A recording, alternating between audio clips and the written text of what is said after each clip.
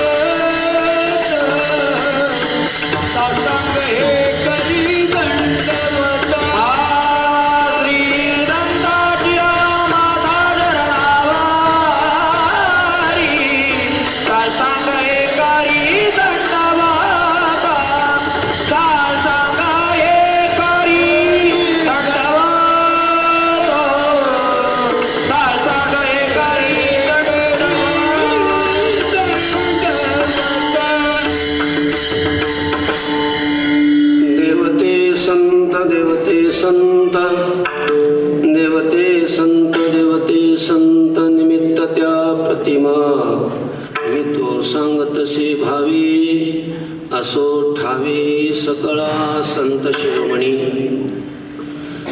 वैराग्याचे महामेरू श्रीमंत श्री जगद्गुरु तुकोबाराय या अभंगातून संतांचा महिमा प्रतिपादन करतात. विठाल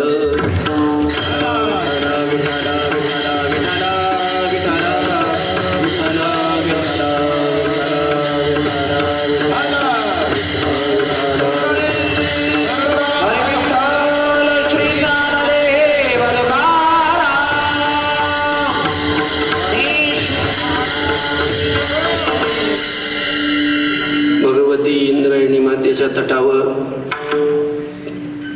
अलंकापूर नगरीमध्ये कैवल्य चक्रवर्ती योग्यांची माऊली साधकांचे मायबाप ज्ञानाधिराज ज्ञानोबा यांच्या चरण सानिध्यामध्ये त्या फुटवाल्या धर्मशाळेमध्ये परमपूजनीय प्रातस्मरणीय वैकुंठवासी मोठे बाबा यांच्या पुण्यस्मरणानिमित्त सुरू असलेला हा जो आपला 3 दिवसाचा उत्सव, या उत्सवातील आजची सेवा माझ्याकडे आलेली आहे. चिंतनाला आरंभ करण्यापूर्वी भगवान पंढरीनाथाच्या चरणी, ज्ञानाधिराज ज्ञानोबारायांच्या चरणी, तुकोबारायांच्या चरणी, ज्यांच्या पुण्यस्मरणानिमित्त हा उत्सव आहे असे आपले गुरुवर्य वैकुंठवासी मोठे बाबा, त्यांच्या चरणी नतमस्तक होतो. उपस्थित असणारे आपल्या सर्वांचे श्रद्धास्थान पूजनीय वंदनीय गुरुवर्य शांतीब्रह्म, नाव उच्चारलं जात नाही माझ्याकडून पण तेवढी योग्यता माझी नाही असे गुरुवर्य बाबांच्या चरणी नतमस्तक होतो. पूजनीय वंदनीय गुरुवर्य शास्त्री बाबा, त्यांच्या चरणी नतमस्तक होतो. उपस्थित असणारी सर्व गुरुजन मंडळी, काही मागं आहेत, अशा सर्व गुरुजन मंडळीच्या चरणी नतमस्तक होतो. ज्यांच्यामुळं या ठिकाणी उभं राहण्याची मला योग्यता आली असे माझे श्रीगुरु, त्यांच्या चरणी नतमस्तक होतो. उपस्थित असणारे सर्व साधक, सर्वांना मनपूर्वक नतमस्तक होऊन अभंगाच्या चिंतनाकडे वळतो. विठाल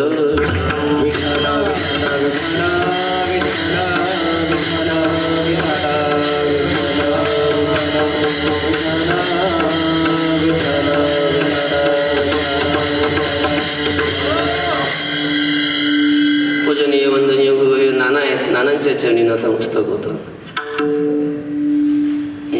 चिंतनाकडे वळतो. अभंग तुकोबारायांचा आहे आणि या अभंगातून तुकोबारायांनी संतांचा महिमा प्रतिपादन केलेला आहे. निमित्त मोठे बाबांचं आहे आणि संतांचा मोठेपणा प्रतिपादन करणार. महिमा शब्दाचा अर्थ मोठेपणा, अशा प्रकारचा अभंग निवडलेला आहे. कारण या अभंगाचं चिंतन केलं म्हणजे सहजच आपल्याकडून मोठे बाबांची काय होईल, सेवा होईल, मोठे बाबांचं वर्णन होईल. म्हणून हा अभंग चिंतनासाठी निवडलेला आहे. विठाल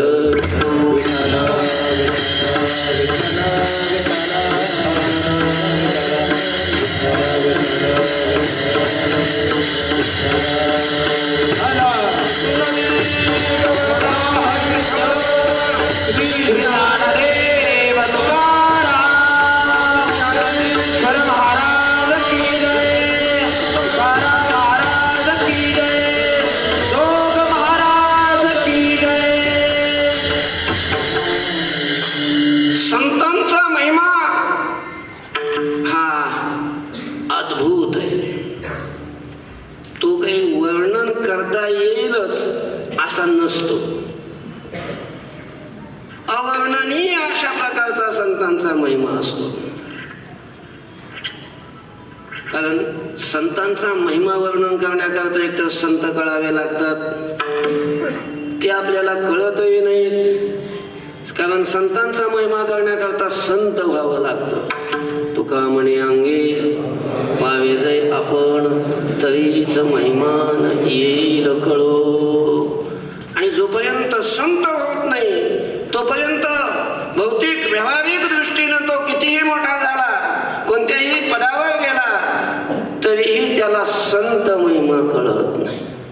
सामान्य लोकांना कळत नाही यात आश्चर्य नाही. चांगली जी शास्त्र शिकलेली विद्वान मंडळी आहे अशा लोकांनाही संत महिमा कळत नाही.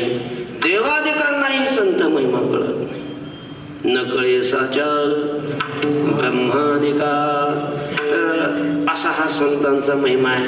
आणि खरं असं आहे की संत महिमा जरी कळला तरी तो वर्णन करता येत नाही. विठाल विठाल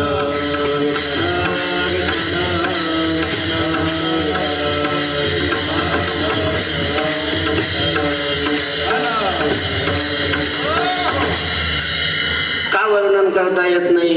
कारण त्यांचा महिमा वर्णन करण्याकरता ज्या वाणीनं वर्णन करायचा ती वाणीच तिथपर्यंत त्यांच्या महिम्यापर्यंत पोहोचत नाही. जो वाणीनं महिमा वर्णन केला जातो तो संतांचा संपूर्ण महिमा असतो असं नाही. काही कक्षेपर्यंत, काही मर्यादेपर्यंत तो महिमा वर्णन केला जातो.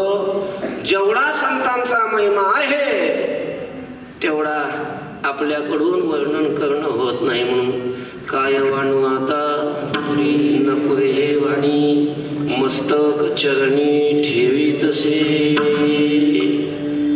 अद्भुत आहे संतांचा महिमा. संतांसारखा महिमा या जगामध्ये दुसरा कोणाचाच नाही. हरिभक्त थोर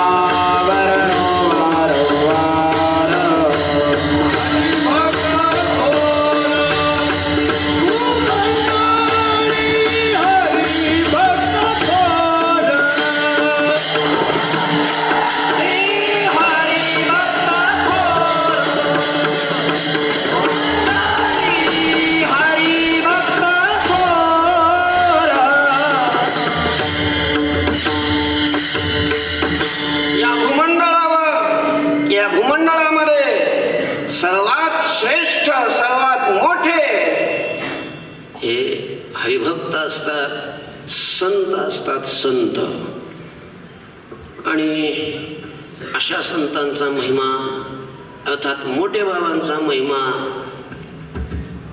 या अभंगातून गायला असं म्हणायला काही हरकत नाही. संतांचा महिमा जसा आहे तसाच संतांच्या सेवेचा सुद्धा महिमा आहे. विठ्ठल विठ्ठल विठ्ठल विठ्ठल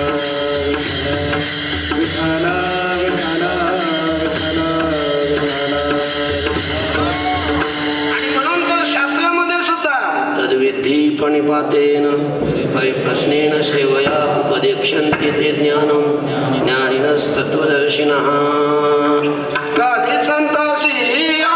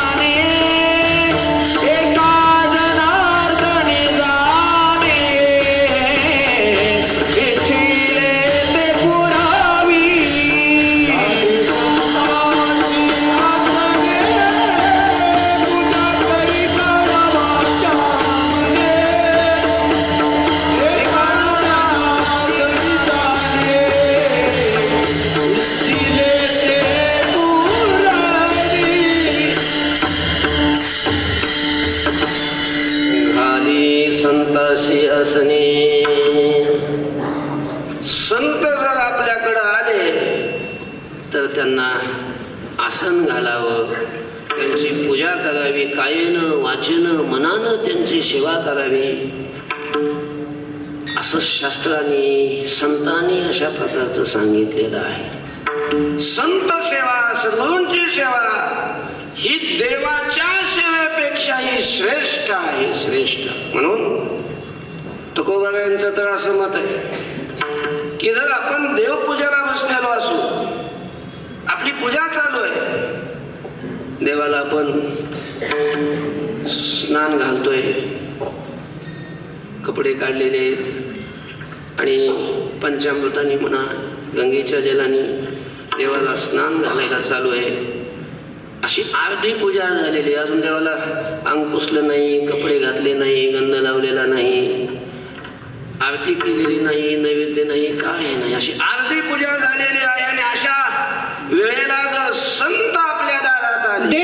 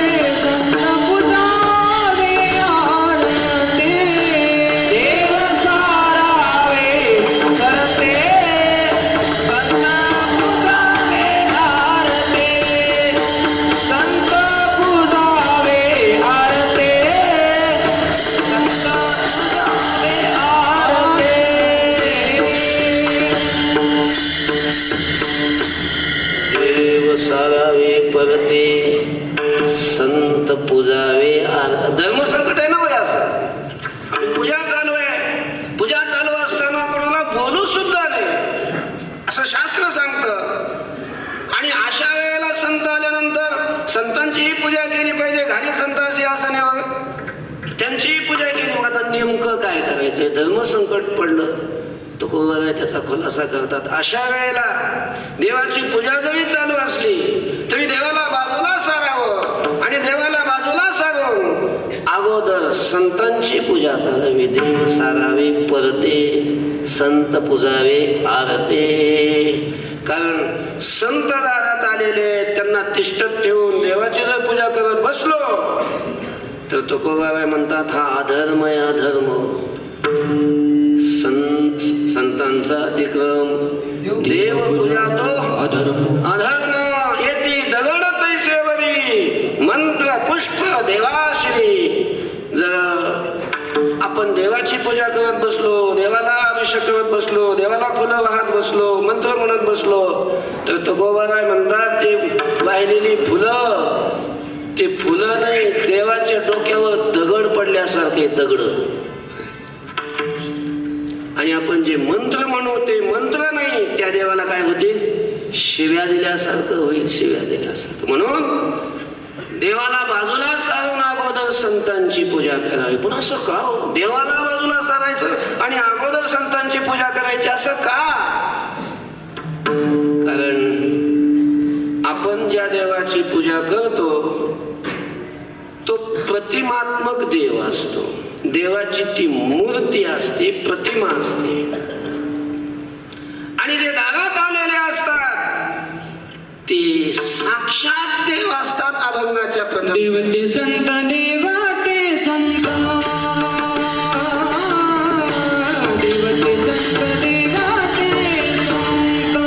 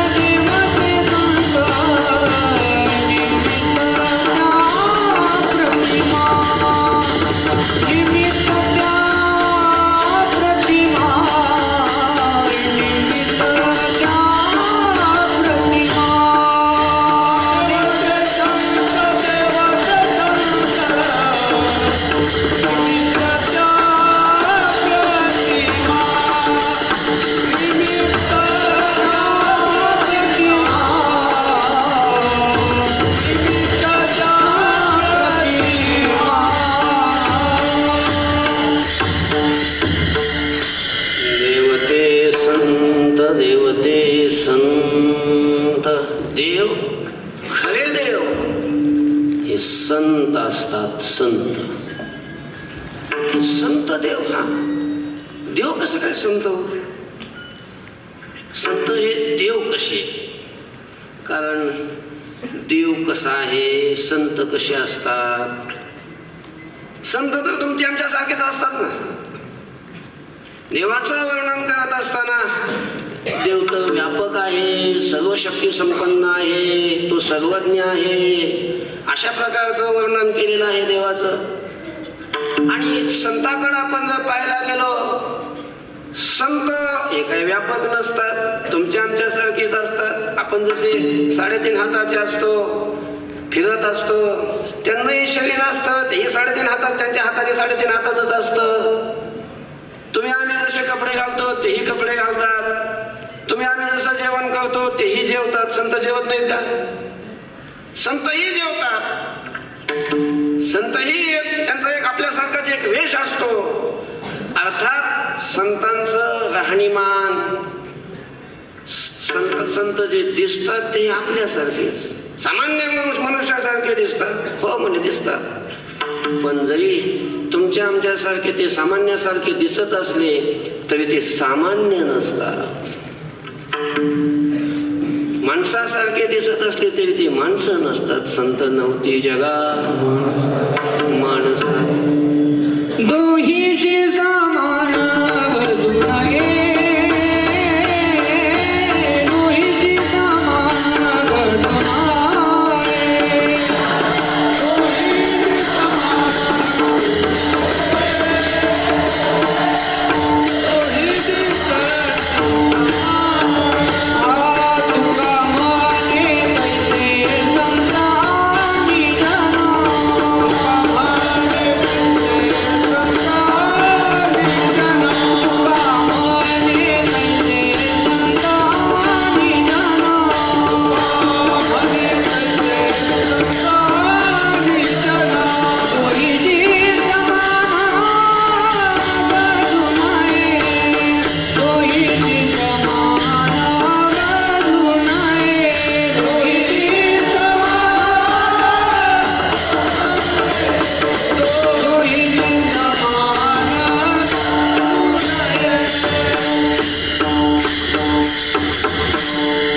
संत आणि सामान्य व्यक्ती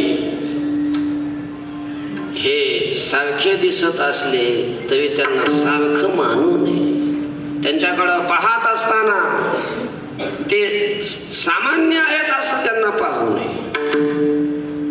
सामान्य व्यक्ती माणूस माणूस असतो आणि संत संत असतात. काय फरक आहे? संत देव असतात, देव. संत हे देव असतात. हो, पण मग ते कसं? संत देव कसे? कारण ते परिच्छिन्न दिसतात. संताकडं पाहत असताना आणि देवाकडं पाहत असताना अनेक अनेक प्रकारचे विरोधी धर्म आपल्याला प्रत्ययाला येतात, दिसतात. मग हे कसं? हे विरोधी धर्म दिसत असताना संत देव कसे? आता विरोधी धर्म अनेक आहेत, त्या विरोधी धर्माचा काय आता विचार करत नाही, सगळ्यांना आपल्याला माहीतच आहे. जीवामध्ये आणि देवामध्ये जेवढे विरोधी धर्म ते सगळे संतांमध्ये आणि देवामध्ये आपल्याला दिसतात. तेव्हा संत देव कसे? तर त्याचं उत्तर अनेक दृष्टीनं आपल्याला देता येईल. कारण तुकोबाराय म्हणतात देव ते संत. ही तुकोबारायांनी प्रतिज्ञा केली, म्हणजे सांगितलं की संत हे देव आहेत, पण ते सिद्ध करावं लागेल. नाही प्रतिज्ञा मात्रेन वस्तुसिद्धी तू लक्षण प्रमाणाभ्याम. नुसतं प्रतिज्ञा करून चालत नाही. वस्तूची सिद्धी ही लक्षणाने होत असते किंवा प्रमाणानं होत असते, युक्तीनं होत. युक्ती हे प्रमाणच आहे, अनुमान प्रमाण म्हणतात त्याला. तेव्हा संत देव कसे? वेगवेगळ्या दृष्टीनं थोडंसं आपण याचं चिंतन करूयात. तर शास्त्रामध्ये कुठल्याही वस्तूचं ज्ञान करून देत असताना शब्द जे ज्ञान करून देतो ते वेगवेगळ्या वृत्तीच्या द्वारा ज्ञान करून देतो असं सांगितलेलं आहे. आणि मग ज्या वृत्तीनं ज्ञान करून देतो ती वृत्ती म्हणजे संबंध. शब्दाचा आणि अर्थाचा जो संबंध असतो त्या संबंधाचं नाव आहे वृत्ती. आणि वेगवेगळ्या शक्तिवृत्ती, लक्षणावृत्ती, व्यंजनावृत्ती, गौणी वृत्ती, ऐच्छिक वृत्ती असे हे वेगवेगळ्या शास्त्रामध्ये वृत्त्या सांगितलेल्या आहेत. शक्तिवृत्तीनं ज्ञान करून दिलं की त्या शब्दाचा ज्या अर्थाचं ज्ञान करून दिलं तो त्या शब्दाचा शक्य अर्थ असतो. लक्षणावृत्तीनं ज्या अर्थाचं ज्ञान करून दिलं तो अर्थ त्या शब्दाचा लक्ष्य अर्थ असतो. व्यंजनावृत्तीनं ज्ञान करून दिलं की तो व्यंग्य अर्थ असतो. असे शब्द अर्थाचं वेगवेगळ्या वृत्तीच्या द्वारा ज्ञान करून देतात. कधी कधी गौणी वृत्तीनं शब्द ज्ञान करून देतो.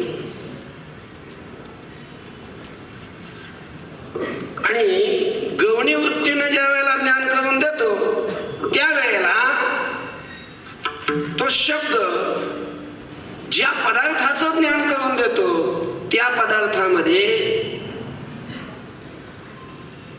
ज्या शब्दाच्या द्वारा ज्ञान करून दिलेला आहे त्या शब्दाचा जो शक्यार्थ आहे त्या शक्यार्थाच्या ठिकाणी असणारे गुण आणि त्या पदार्थाच्या ठिकाणी असणारे गुण समान असल्यामुळं त्या पदार्थाला त्याच्याशी अभेद मानून ज्ञान करून दिलं जातं. अर्थात गौणी वृत्तीनं अभेद सांगितला जातो. विठ्ठल विठ्ठल विठ्ठल.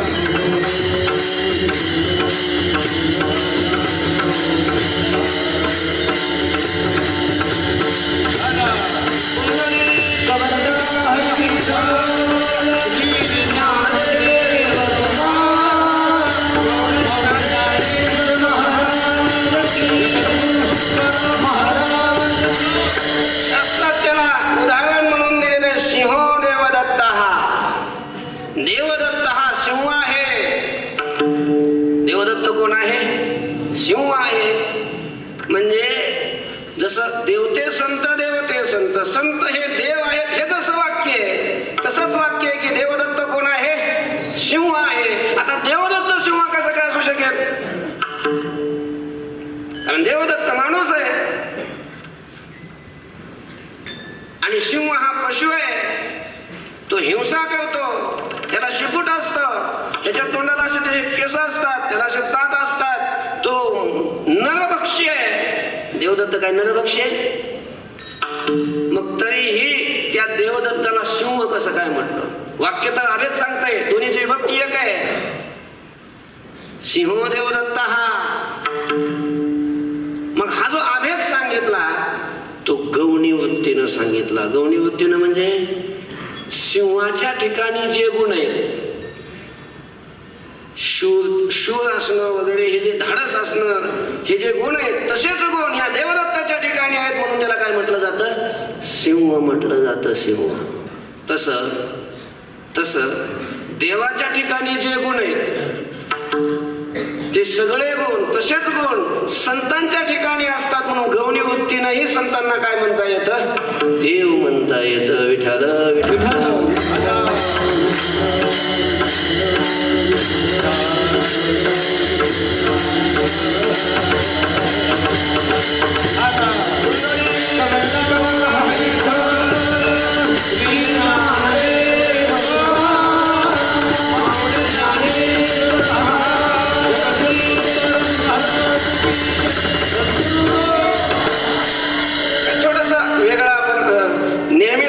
लक्षणावृत्तीनं जसं जीवाचा ब्रह्मशैक्य सांगतो तसं तर संत ब्रह्मरूप परमात्मा स्वरूप आहेतच. लक्षणावृत्तीनं भागत्याग लक्षणेनं विरोधी धर्म आणि विरोधी धर्म ज्या उपाधीमुळे निर्माण झाले त्या उपाधीचा त्याग केल्यानंतर संत ब्रह्मरूप आहेतच. देवस्वरूप आहेतच. ते तर आहेच. पण गौणी वृत्तीनं सुद्धा संतांचा देवाशी अभेद सांगता येतो. दोघांचं ऐक्य सांगता येतं. देवाच्या ठिकाणी जे गुण आहेत जसं जसं देवाचं वर्णन आहे बघा तसं सगळं संतांचं वर्णन. देवाचं वर्णन कसं आहे? देव अवतार घेतो. धर्मरक्षावया अवतार घेशी. देव संतही अवतार घेतात. अवतार तुम्हा दया कारण. सगळं तसं सारखंच आहे. सगळं देव वैकुंठाहून या ठिकाणी अवतीर्ण संतही वैकुंठाहूनच येतात. आम्ही वैकुंठवासी आलो याची कारणाशी बोलिले जे ऋषी साच भावे वर्ताया. देव अवतार घेतो आणि संत अवतार घेतात. देव वैकुंठाहून येतो, संतही वैकुंठाहूनच येतात. देव आल्यानंतर जे कार्य करतो धर्माचं रक्षण करतो आणि संत तरी काय करतात? धर्माचे पालन करणे. पाखंड खंडन विठ्ठल विठ्ठल.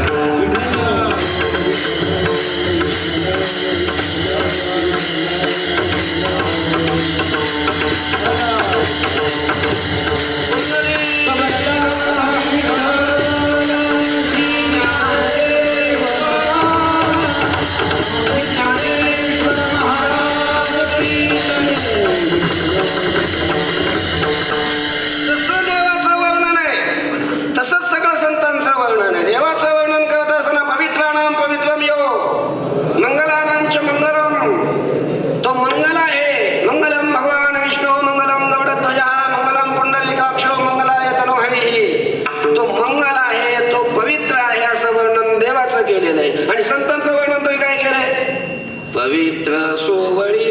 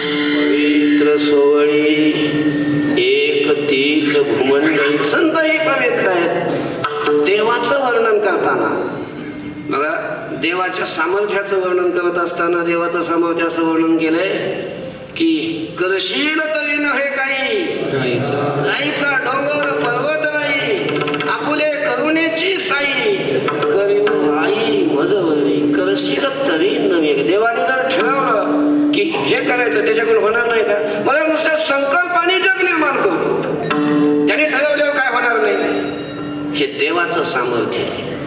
जे मनात येईल ते करतो. त्याला वाटलं की ते होत नाही असं कधी घडतच नाही. तो सत्य संकल्प आहे. आणि संतांचं वर्णन करताना सुद्धा ज्ञानोबा यांचं वर्णन करताना सुद्धा तसंच म्हटलंय. परिपाहि बीज परिपाहि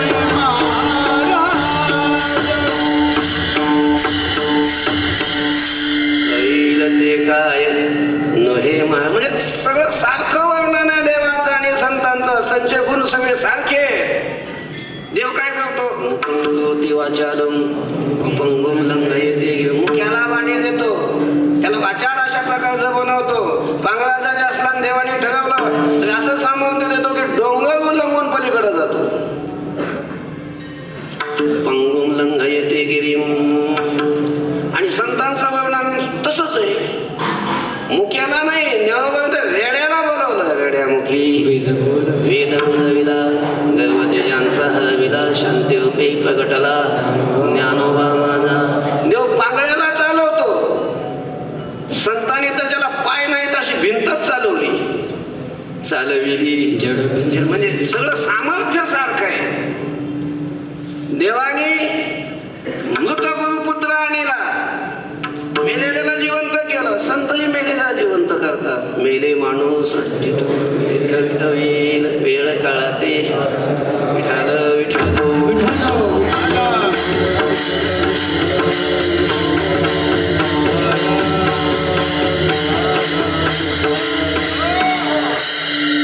किंवा हरितैसे नाटाचा अभंग जो आहे ना, हरितैसे हरीचे दास, त्या अभंगामध्ये सगळे देवाचे आणि संतांचे गुण कसे सारखे ते वर्णन केलेलं आहे. असं गुण देवाच्या ठिकाणी जे ते सगळे गुण संतांच्या ठिकाणी असल्यामुळं गवणी वृत्तीनंही देवाचा आणि संतांचा अभेद ऐक्य अशा प्रकारचा काय केला जातो, सांगितला जातो. पण काय असतं, गवणी वृत्तीनं ज्या वेळेला अभेद सांगतात का नाही, त्यावेळेला सांगितलेला अभेद, सांगितलेलं ऐक्य हे गौणच असतं आणि मुख्य भेदच असतो. विठाल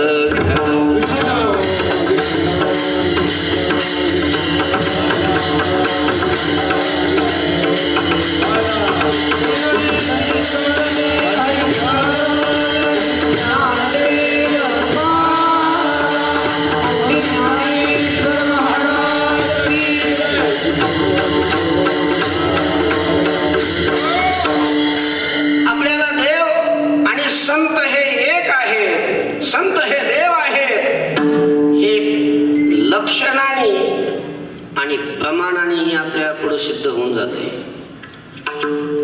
कारण देवाचं जे लक्षण आहे ते सगळं लक्षण देवाचं संतांच्या ठिकाणी बसते. जर लक्षण बसत असेल, लक्षण बसल्यानंतर मग संत देव आहेत म्हणा काही अडचण नाही ना. जसं ते एक त्या काय त्याचं नाव पंचीकरण, त्या पंचीकरणामध्ये एक कथा आहे. एक माणूस असा मेंढी पालन करणारा माणूस दररोज जायचा डोंगर मेंढ्या घेऊन. ते मेंढ्या घेऊन गेल्यानंतर त्याला एक ती वाघीण ती जणलेली होती, ती मेली आणि तिचे लहान लहान ते पिल्लं होती वाघिणीची, ते त्याला सापडले आणि त्यानं एक पिल्लू घरी आणलं. घरी त्याचा सांभाळ केला, ते मोठं झालं. पण मग आता दररोज तोच त्याला त्या पिल्लाला सांभाळायचा, दूध पाजायचा वगैरे, त्याला लहान असं मोठं करायला लागला. मग तो शेळ्या घेऊन जायचा, ते मेंढ्या घेऊन जायचा, सोबत त्या पिल्लालाही घेऊन जायचा. दररोज त्या शेळ्या मेंढ्यामध्ये झिंडून फिरून रात्रंदिवस त्याच्यातच असल्यामुळं त्या वाघिणीच्या पिल्लाला भ्रम झाला, आपण कोण आहे, शिवी म्हणून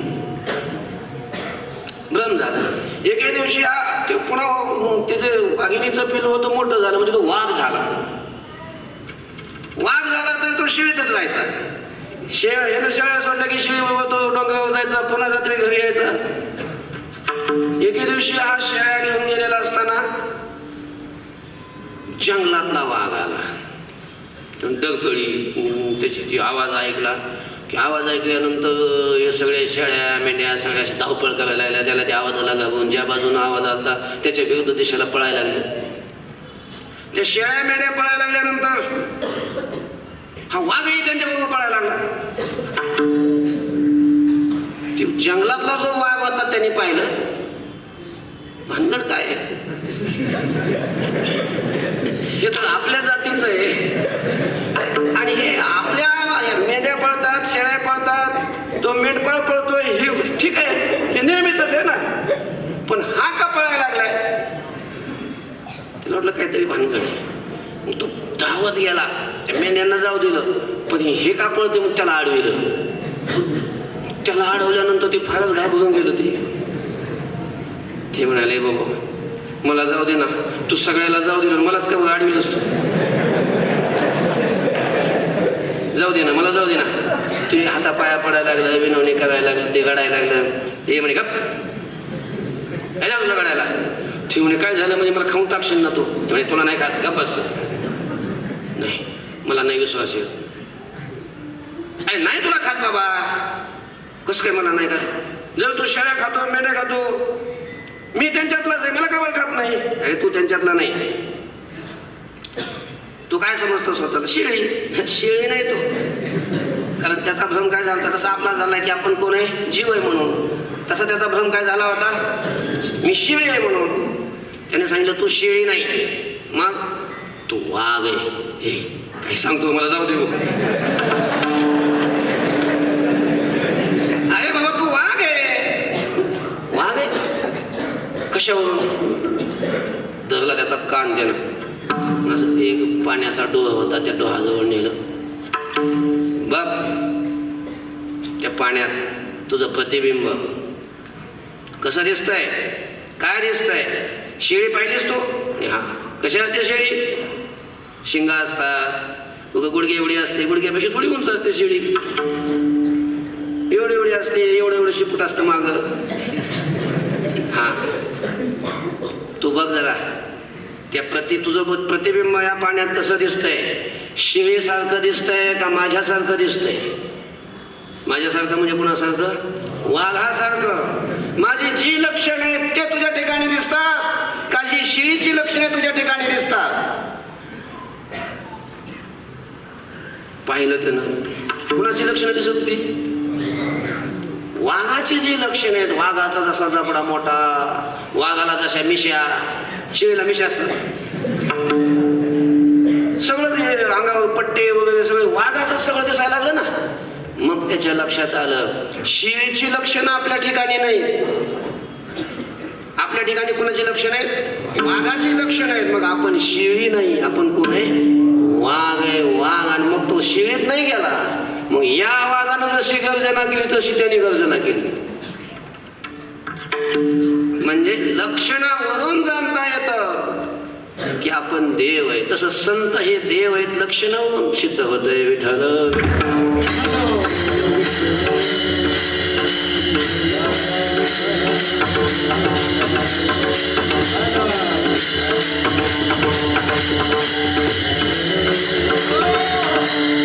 देवाचं काय लक्षण आहे तसे देवाचे बरेच लक्ष आपल्याला काही तटस्थ लक्षण आहे काही स्वरूप लक्षण आपण वेदांतातला हा नेहमी विचार पाहतो सत्यम ज्ञानम अनंतम ब्रह्म हे एक स्वरूप लक्षण आहे किंवा येतो आईमानी भूतानी जयंत हे त्याची तटस्थ लक्षण आहे देवाचं स्वरूप लक्षण पाहायचं आणि तेच लक्षण संतांच्या ठिकाणी आहे का नाही हे बघायचं देव सच्चिदानंद आहे ना तर संत हे कसे असतात सच्चिदानंद मूर्ती पाय दाखवी आम्हा संत हे सच्चिदानंद आहेत म्हणून संत एक आहेत देव आहेत हा विचार आपण पण थोडस आपण योगसूत्राच्या दृष्टीनं देवाचं जे लक्षण आहे योगसूत्रकारांनी ईश्वराचं लक्षण सांगत असताना क्लेश कर्म विपाकाशायैर परामृष्टपुरुषः विशेषः ईश्वरः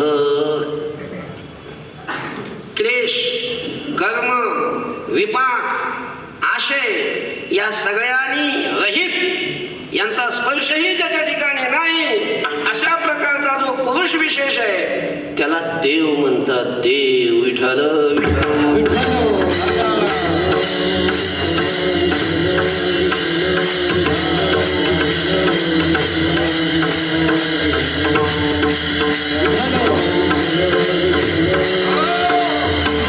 म्हणजे ईश्वराच्या ठिकाणी देवाच्या ठिकाणी या चार गोष्टीचा अजिबात संबंध नाही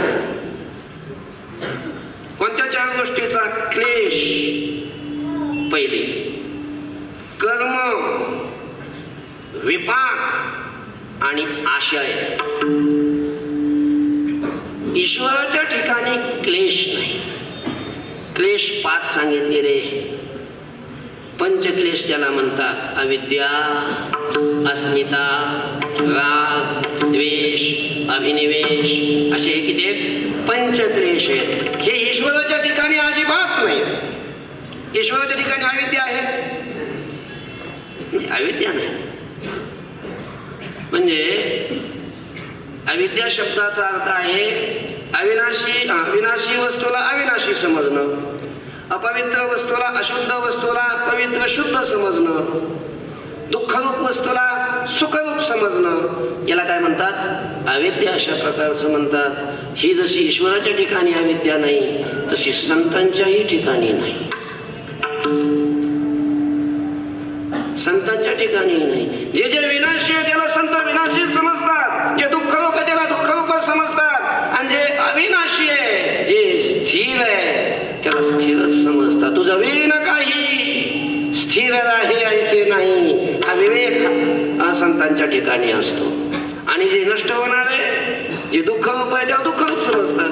ब्रह्मादिक पदे दुःखाचे शिराणी, किंवा शरीर हे विनाशी आहे तर जायाचे शरीर. म्हणजे संतांच्या ठिकाणी अविद्या नाही, अस्मिताही नाही. अस्मिता शब्दाचा अर्थ आहे बुद्धी आणि आत्मा यांना एक समजणं, याला अस्मिता म्हणतात. संत बुद्धीला आणि आत्म्याला एक समजत नाहीत, कारण संतांनी आपल्या आत्मस्वरूपावरून सगळ्याच देहांना वेगळं काढलेलं असतं, आणि सगळ्या देहाला वेगळं काढलं म्हणजे बुद्धी सूक्ष्म देहात येते. त्या बुद्धीलाही संतांनी काय केलेलं असतं? वेगळं समजलेलं असतं. देह वेगळं आहे म्हणजे बुद्धी वेगळी आहे. मी ते मी, तू ते तू, कुकुड हे लाडसी. त्यामुळं संतांच्या ठिकाणी जशी देवाच्या ठिकाणी अस्मिता नाही तशी संतांच्याही ठिकाणी अस्मिता नाही. देवाच्या ठिकाणी जसा रागद्वेष नाही तसा संतांच्याही ठिकाणी काही नाही, रागद्वेष अशा प्रकारचा नाही. देवाच्या ठिकाणी रागद्वेष नाही, ईश्वराच्या ठिकाणी रागद्वेष नाही. हा कसं काही ईश्वराच्या ठिकाणी रागद्वेष नाही? थोडी शंका येते नाही तर, कारण आपल्याला ईश्वराच्या ठिकाणी देवाच्या ठिकाणी रागद्वेष दिसून येतो. संताविषयी भक्ताविषयी राग म्हणजे प्रीती प्रेम दिसून येतं, आणि जे दुष्ट आहे, जे असुर आहे, जगाला जे त्रास देतात अशाविषयी द्वेष दिसून येतो. आणि म्हणून तर भक्ता राखे पायापासी दुर्जनासी संहारी, म्हणजे ईश्वराच्या ठिकाणी राग द्वेष दिसून येतो. मग ईश्वर राग द्वेष रहित कसा?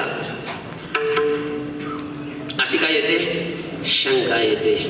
तर ईश्वराच्या ठिकाणी रागद्वेष नाही, पण मग दुष्टांना मारतो ते मारीत जरी असतात तरी ईश्वराच्या ठिकाणी द्वेष नाही. तो द्वेष सिद्धच होत नाही. कसं काय सिद्ध होत नाही? बघा तुम्ही, जो भक्तीनं भावाने जो देवाकडे जातो आणि भक्तिभावाने देवाकडे गेल्यानंतर ईश्वर त्याला जे फल देतो, त्याला मारण्याच्या उद्देशाने जो त्याच्याकडे गेला त्यालाही जर तेच फल देत असेल तर ईश्वराच्या ठिकाणी द्वेष आहे कसं म्हणता येईल? पुतना मावशी ईश्वराला मारायला गेली, म्हणजे कृष्णाला मारायला गेली, स्तनामध्ये विष भरून त्याला मारण्याचा उद्देश होता, आणि त्या पुतनेला भगवंताने काय दिलं? मोक्ष. त्वा सनकादिकाचे नियमाने सायुज्य सरस्वती दिला पुतने, जी विषाची स्तनपाने मारवाली, जी स्तनामध्ये विष घालून मारायला आली तिला सायुज्य मोक्ष दिला. सायुज्य मोक्ष म्हणजे जो मोक्ष जे अखंड ब्रह्मचिंतन करतात असे जे सनकादिक त्यांना सायुज्य मोक्ष द्यावा, तोच मोक्ष जर पुतनेला देत असेल तर सनकादिकाविषयी प्रेम आणि पुतनेविषयी द्वेष आहे कसं म्हणता येईल? विठ्ठल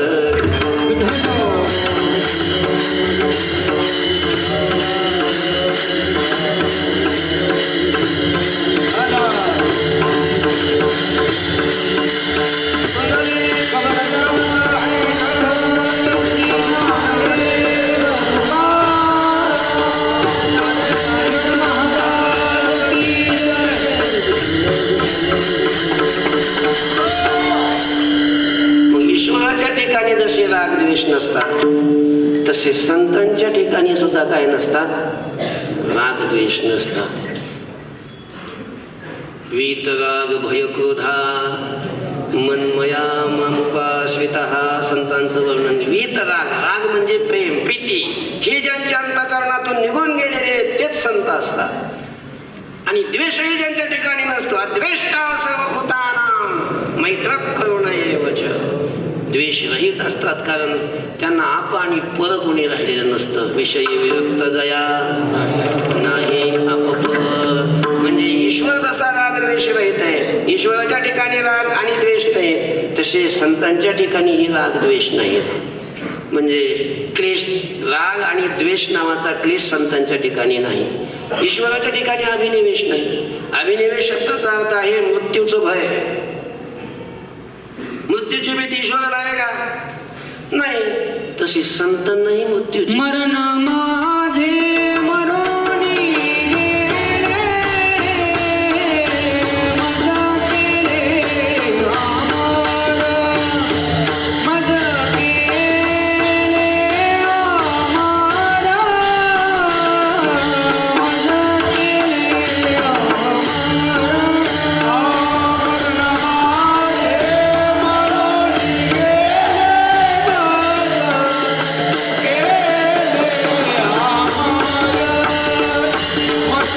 केले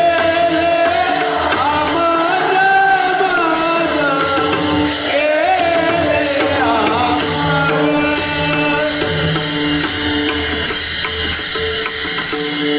माझे मौनी गेले, मज केले अमर.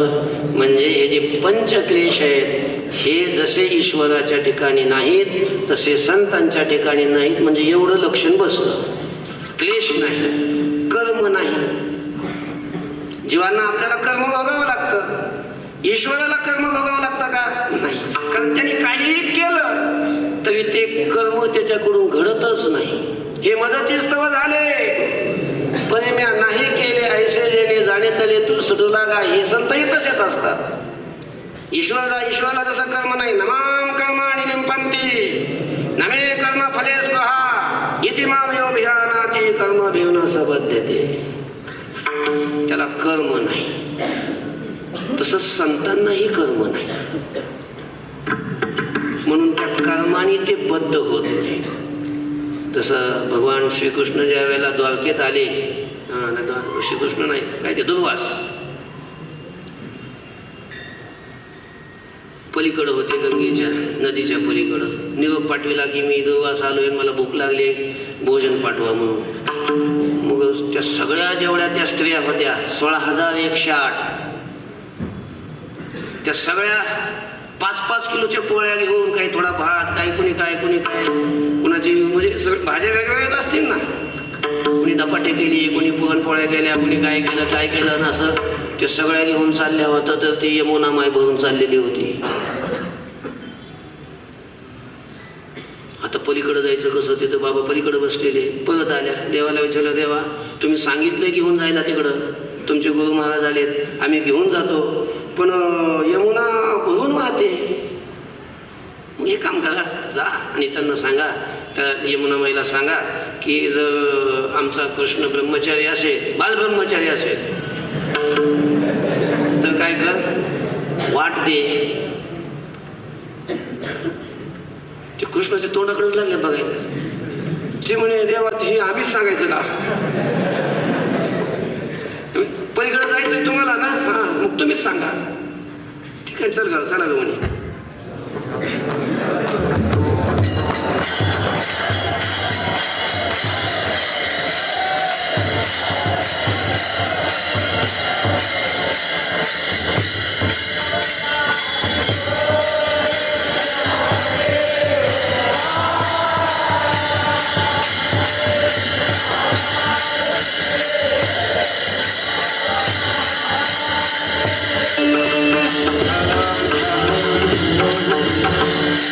तुम्हाला जायचं असेल तर तुम्ही सांगा, सांगतो म्हणे. गेल्या जर सांगितलं यमुनामाईला, हे यमुनामाई आमचा कृष्ण जर बाळ ब्रह्मचारी असेल तर वाटते.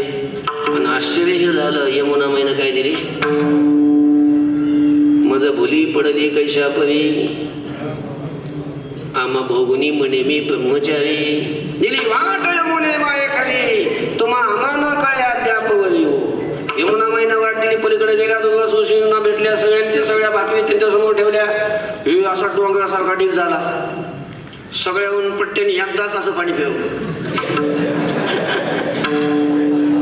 आणि तेवढं सगळं स्वाहा. एवढ्या भाकरी खाल्ल्या, मला किती होत्या त्या, काही क्विंटल असतील ना त्या. एवढं खाल्लं तरी काही पोट भरलं नाही. मग घाबरल्या. ते म्हणे मला अजून आणायचं का? नाही म्हणे नाश्त्याचीच वेळ आहे, ढकून घेईन. परत निघाल्यानंतर परत पुन्हा ते यमुना माय वाहत होती. पुन्हा आल्यावर मग आता परत जायचं कसं? म्हणजे आता कशा आले? ते म्हणे तुमच्या चेल्याने मंत्र दिला होता. काय? की जर कृष्ण बाळब्रह्माची असेल तर वाटते म्हणून. मग आता मी मंत्र देतो, मी तर गुरु आहे. जाऊन सांगा. काय? तर यमुना माईला सांगा, जर दुर्वास सकाळपासून निराहारी असतील, त्यांनी काहीच खाल्लं नसेल तर काय कर? वाटते. ते नुसते एकमेकीकडे बघायला लागले. ते बाळब्रह्मचारी आणि हे. आणि खरंच ते गेले आणि सांगितलं यमुना माईला की हे यमुना माय, जर दुर्वास ऋषी निराहारी असतील तर काय कर? वाटते. पुन्हा यमुना माईनं काय दिली? वाट अशा प्रकारची दिली. ही कथा काय सांगते? म्हणजे 16,108 बायका भोगल्या. एकीला मला वाटतं 10 मुलं होती आणि एक मुलगी. एखाद्या जामवंतीला नव्हता म्हणून पुन्हा भगवान शंकराला प्रसन्न करून मुलगा प्राप्त करून घेतला. म्हणजे एवढ्या बायका भोगून तरी ब्रह्मचारी, म्हणजेच कर्मरहित. आणि दुर्वासूची एवढ्या भाकरी खाऊन निराहारी, म्हणजेच यांनाही कर्म नाही. कर्म जसं ईश्वराला नाही, देवाला नाही, तसं संतांनाही नाही. कर्म विपाक शब्दाचा अर्थ कर्माचं फल. ईश्वराला जसं कर्माचं फल भोगावं लागत नाही, संतांनाही त्याचं फल भोगावं लागत नाही. विठ्ठल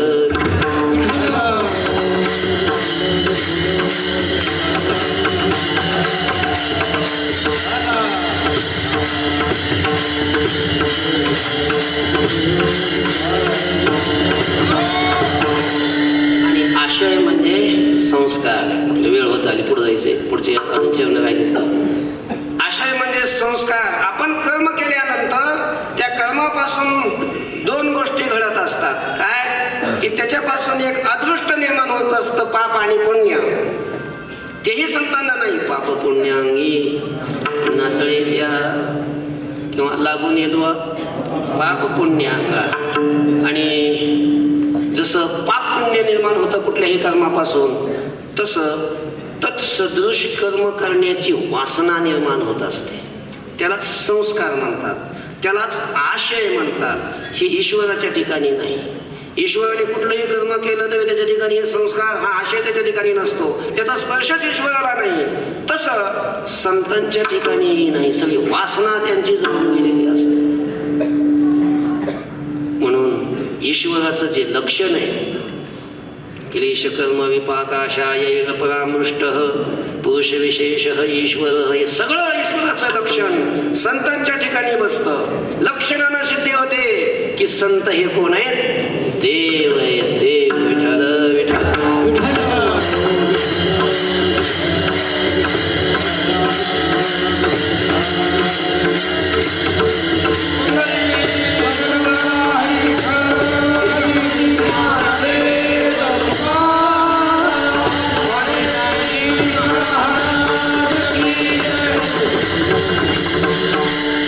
आणि प्रमाणाने सिद्धी होते की संत हे देव आहे. कोण आहेत? देव आहेत. देव कसे? अनेक प्रमाणाने. अहो सगळं वेदांत शास्त्र सांगतंय काय? शास्त्र हे प्रमाण का? शब्द प्रमाण म्हणतात त्याला. प्रमाणाचे 6 सांगितलेले वेदांत शास्त्रामध्ये: प्रत्यक्ष प्रमाण, अनुमान प्रमाण, शब्द प्रमाण, उपमान प्रमाण, अर्थपत्ती प्रमाण आणि अनुपलब्धी प्रमाण. कुठल्याही एका प्रमाणाने वस्तूची सिद्धी होत असते. संत हे देव आहेत या सिद्धांताची सुद्धा काय होते? प्रमाणानं सिद्धी होते. वेदांत शास्त्रामध्ये अर्थात ब्रह्मसूत्रामध्ये व्यास महर्षींनी असं म्हटलेलं आहे, अविभागेन दृष्टत्वात्. जे महापुरुष असतात, संत असतात, हे परमात्म्याहून वेगळ्या रूपानं दिसत नाही. विभाग म्हणजे वेगळे, भिन्न. अविभागेन दृष्टत्वात्. अविभाग म्हणजे अभेदानं दिसतात. अभेदान म्हणजे संतांचा आणि देवाचा काय नसतो? भेद नसतो. भेद. किंवा आताच एक श्लोक म्हणून गेलो बघा, 4थ्या अध्यायातला: वितराग भय क्रोध मनमया. स्वरूप झालेले असतात. मद्भाव मागतः, माझ्या स्वरूपाला ते काय झालेले असतात, प्राप्त झालेले असतात. श्रुती प्रमाणानं काय होते, आपलं स्मृती प्रमाणानं ही सिद्धी होते की संत हे देव आहेत. आणि भक्तिशास्त्रामध्ये नारद महर्षी सांगतात तस्मिंस्तज्जने भेदाभावात, तर तत् म्हणजे तो परमात्मा आणि त्या परमात्म्याचे जे जन म्हणजे भक्त आहेत, त्या भक्तांचा आणि त्या परमात्म्याचा भेदाचा अभाव असतो. अभाव म्हणजे त्यांच्यात भेद नसतो. म्हणजे संतजन हे देव असतात असं प्रमाणाने, अनेक प्रमाणाने सिद्ध. देव भक्तपण तुका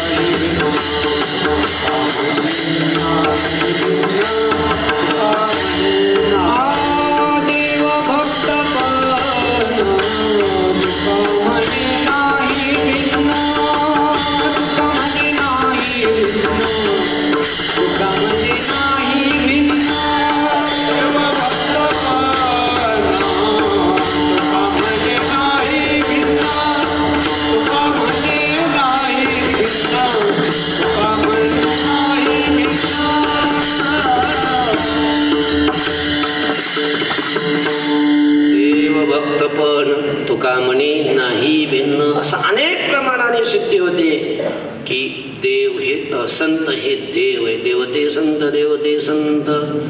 आणि मग हे वेगळे वेगळे फक्त ते निमित्त आहे. निमित्त त्या प्रतिमा, निमित्त आहे फक्त. देवाच्या प्रतिमा आहेत आणि संत हे साक्षात अशा प्रकारचे देव अशा प्रकारचे आहेत. आणि मी हे जे तुम्हाला सांगतोय ते अतिशय विश्वासाने भावपूर्वक अशा प्रकारचं सांगतोय अभंगाच्या द्वितीय चरणात. मी तो सांगत असे भाव सांगत असे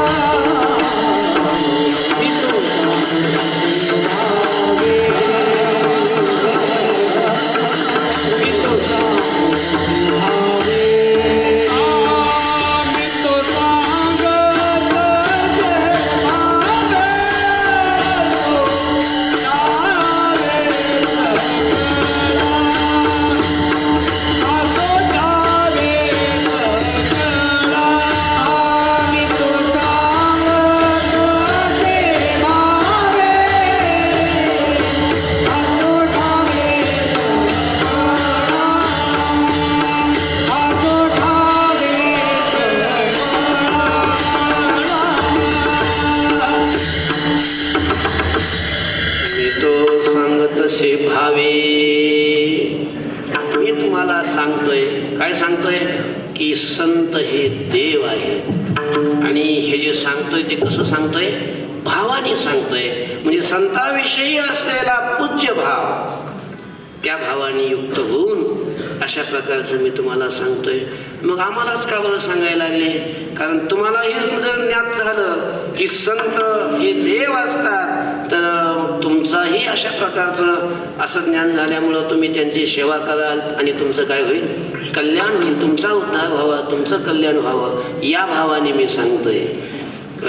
मी तो सांगत असे, भावे असो ठावे सगळ्यांना ठाऊक असावं, सगळ्यांना ज्ञात असावं, अशा भावाने अशा अभिप्रायाने मी अशा प्रकारचं सांगतोय. आणि मग देव आणि संत जर एकच आहे तर मग आम्ही देवाची सेवा करू. मग देवाच्या सेवेपेक्षा संतांची सेवा कशी श्रेष्ठ आहे हे 3व्या चरणामध्ये स्पष्ट करतो. निराकार्य सादिशा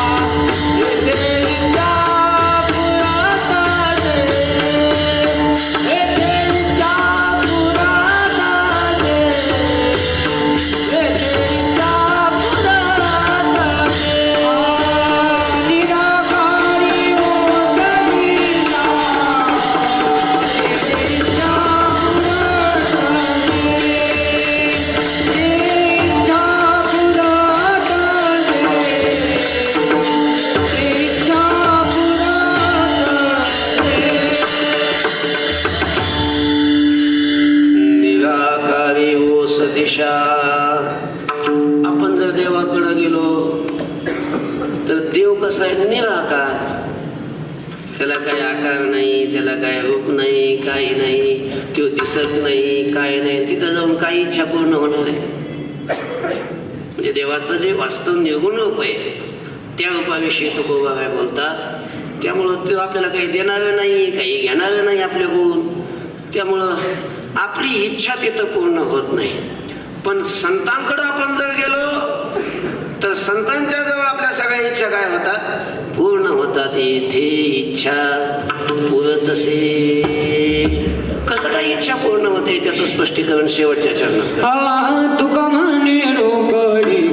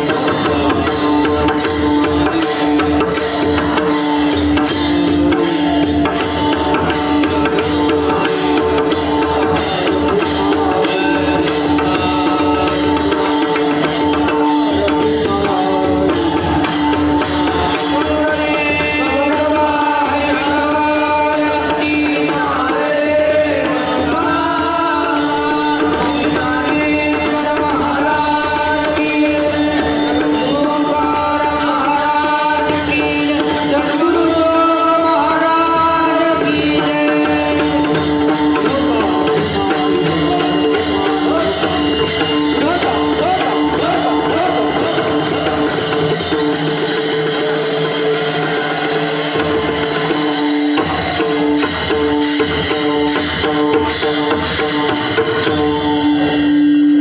म्हणे रोकडे केणे.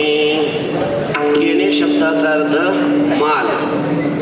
तर संतांना या ठिकाणी रोकडा माल म्हटले. रोकडा संत आपल्याला हे रोकडे म्हणजे प्रत्यक्ष असतात. प्रत्यक्ष आणि प्रत्यक्ष असल्यामुळे आपण संतांजवळ जाऊ शकतो, त्यांची सेवा करू शकतो, त्यांच्याशी बोलू शकतो आणि मग त्यांची सेवा करून प्रसन्न झाल्यानंतर ते आपली इच्छाही पूर्ण करतात. संतांच्या जवळ गेल्यानंतर आपली इच्छा काय होते?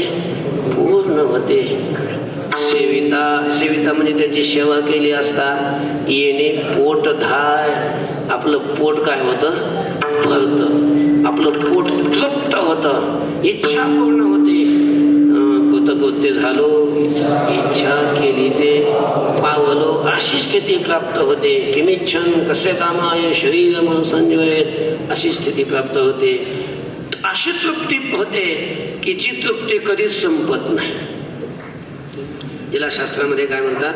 निरंकुशा तृप्ती म्हणतात.